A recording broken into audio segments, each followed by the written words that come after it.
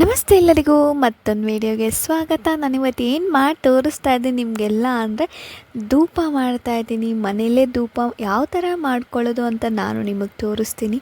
ಇವಾಗ ನಾವು ಸ್ಪೆಷಲ್ ದಿನದಲ್ಲಿ ಮತ್ತು ಹಬ್ಬದ ಟೈಮಲ್ಲೆಲ್ಲ ದೇವ್ರಿಗೆ ತುಂಬ ಹೂವು ತರ್ತೀವಲ್ವ, ಆ ಹೂವನ್ನೆಲ್ಲ ನಾವು ಬಿಸಾಕ್ತೀವಿ. ಆ ಬಿಸಾಕೋ ಬದಲು ಆ ಹೂವನ್ನೇ ತೆಗ್ದಿಟ್ಕೊಂಡು ಅದನ್ನು ಒಣಗಿಸಿ ಅದರಿಂದ ಯಾವ ಥರ ಧೂಪ ಮಾಡೋದು ಅಂತ ತೋರಿಸ್ತೀನಿ. ನಿಜವಾಗ್ಲೂ ಆಚೆ ತರೋ ಧೂಪಕ್ಕಿಂತ ಈ ಮನೇಲಿ ಮಾಡೋ ಧೂಪ ನನಗಂತೂ ತುಂಬಾ ಇಷ್ಟ ಆಯಿತು.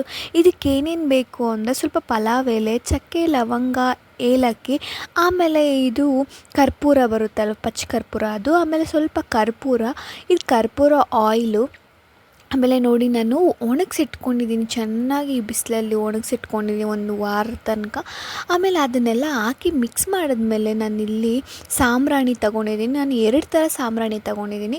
ಅದು ಯೆಲ್ಲೋ ಕಲರ್ ಒಂದು ಸಾಂಬ್ರಾಣಿ, ಈ ಥರ ಕಲರ್ ಒಂದು ಸಾಂಬ್ರಾಣಿ. ಅದನ್ನೆಲ್ಲ ಮಿಕ್ಸ್ ಮಾಡಿ ಹಾಕಿ ಚೆನ್ನಾಗಿ ಮಿಕ್ಸಿಯಲ್ಲಿ ಪೌಡ್ರ್ ಆಗೋ ತನಕ ಮಿಕ್ಸ್ ಮಾಡಿಕೊಂಡು ಅದನ್ನು ಜರಡಿ ಇಟ್ಕೊಂಡು ಸಪ್ರೇಟಾಗಿ ಇಟ್ಕೊಬೇಕು.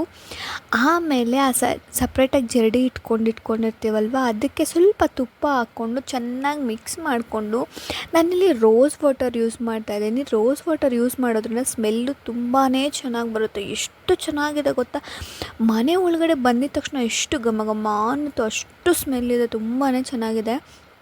ಆಮೇಲೆ ನಾನು ಸ್ವಲ್ಪ ನೀರು ಹಾಕ್ಕೊಂಡು ಸಹ ಮಿಕ್ಸ್ ಮಾಡಿಕೊಂಡು ಈ ಸರ್ಲ್ಯಾಕ್ ಇದು ಬರುತ್ತಲ್ವ ಸ್ಪೂನು, ಅದರಲ್ಲಿ ಮಾಡ್ಕೊತಾ ಇದ್ದೀನಿ. ಆ ಸರ್ಲ್ಯಾಕ್ ಸ್ಪೂನಲ್ಲಿ ಒಂದು ಪ್ಲಾಸ್ಟಿಕ್ ಪೇಪರ್ ಇಟ್ಟು ಮಾಡ್ಕೊತಾ ಇದ್ದೀನಿ. ತುಂಬಾ ಚೆನ್ನಾಗಿ ಬಂದಿತ್ತು ನೋಡಿ, ಒಣಗಿಸಿ ತೋರಿಸ್ತಾ ಇದ್ದೀನಿ ನಿಮಗೆ. ನನಗಂತೂ ತುಂಬಾ ಇಷ್ಟ ಆಯಿತು. ಹೂವು ಇದ್ದಾಗ ನೀವು ಒಂದ್ಸಲ ಮನೇಲಿ ಟ್ರೈ ಮಾಡಿ, ಇದೆಲ್ಲ ಮಾಡಿ. ಸ್ವಲ್ಪ ಕೆಲಸ ಇತ್ತು ಅಂತ ಆಚೆ ಹೊರಡ್ತಾ ಇದ್ದೀವಿ. ಇಷ್ಟ ಆಗಿತ್ತು ಈ ವಿಡಿಯೋ. ನಾನು ನೆಕ್ಸ್ಟ್ ವಿಡಿಯೋಲಿ ಸಿಗ್ತೀನಿ. ಬೈ ಬಾಯ್.